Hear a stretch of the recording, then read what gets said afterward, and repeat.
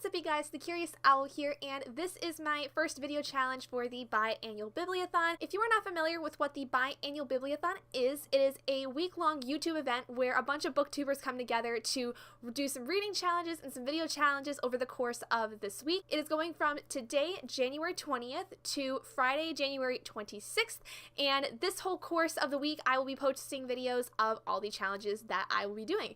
And today the first one is to do a character recommends video. So essentially you think of a character and you make a list of books that you think they would recommend, and I am actually going to let a good friend of mine take over right now, and she's someone that I've known for quite a while. She's pretty much the first person I met that I feel like I really connected with, and I don't know, just something about her is super endearing, and she's a lover of classics, I will say that. So I will let my good friend Claire take over. Hi everyone, my name is Claire Danvers, and I'm very excited to be here on Gabby's channel. I've come a long way. I'm from Morganville, Texas, and unfortunately it's really hard for me to get out of Morganville very recently, and thankfully Amile and Oliver were very kind enough to let me come out to be on her channel to help her out with the Biannual Bibliothon. So if you guys don't know where Morganville, Texas is, it's a very small town that's actually run by vampires, and it's a really interesting city because not only do you live with vampires, but they essentially run the entire town. It's super interesting, but there are some problems we have to go through every now and then, but overall it's not too bad. Once you kind of get past the fact that there's a lot of problems that go on in the city because it's run by vampires, things actually end up turning out to be pretty okay. So anyway, Gabby has asked me to tell you guys my favorite books that I would recommend to other people. Now personally, I am a lover of classics. I grew up with the classics. My dad really was into them a lot, and these are just a few of my favorites and a couple of my favorite authors that I think you guys would really enjoy. So my first favorite author is really Jane Austen. I don't feel like you can go wrong with anything by Jane Austen. She's just a really fantastic writer and a very strong writer for her time period, talking a lot about, you know, the class of women and kind of how we have to kind of go against what women are expected to in society.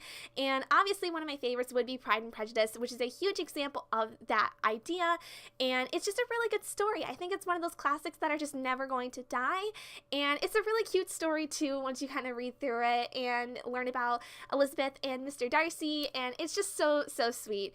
Another one of my favorites by her though is also Emma, because the main character Emma gets into a lot of trouble trying to matchmake her friends, which is just really cringy, but it's also like really funny because a lot of the times it doesn't go the way she plans, and so it's just a really entertaining read and something that I think a lot of people would enjoy, especially today with things like Tinder and all these things that are going on in social media. Another set of favorite authors is any of the Bronte sisters, which include Charlotte Bronte, Anne Bronte, and Emily Bronte. Charlotte, from what I know, mostly does more short stories, but does have some novels out there. Emily, I believe, only came out with one, and that was Wuthering Heights. And Anne Bronte's come out with a couple of different books, but was not really well received until many years in the future. For one of them I really enjoyed was Agnes Grey, and I just really liked it because it really exemplified the idea of being a governess in her time period and having to deal with different kinds of families and having to be passed around to different families. It was just a really good read, and it's very short. It's like less than 200 pages, I think even less than 150, and so it's just a really good book. It's a really quick read and really enjoyable to kind of put yourself in a new different time period. If you're into poetry, I definitely recommend Emily Dickinson because many of her poems are very short, but they also are very impactful in the way that they talk about things, especially things about her life. And one of the cool facts about Emily Dickinson is that many of her poems were never discovered until after she had passed away at a very young age, and so almost all of her poems were published posthumously, and so many people didn't know that she wrote until after she passed away, and they found a trunk full of all of her poems, and it was just really cool to see that everyone had loved her poetry after she had passed away.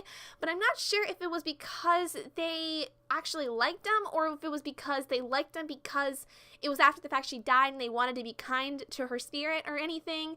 I'm not quite sure on that, but regardless, she is a really wonderful poet and is definitely one of my favorites. So those are all the recommendations that I have for you guys today. I hope you enjoy them, and thank you so much to Gabby for bringing me on her channel and letting me be able to talk to you guys.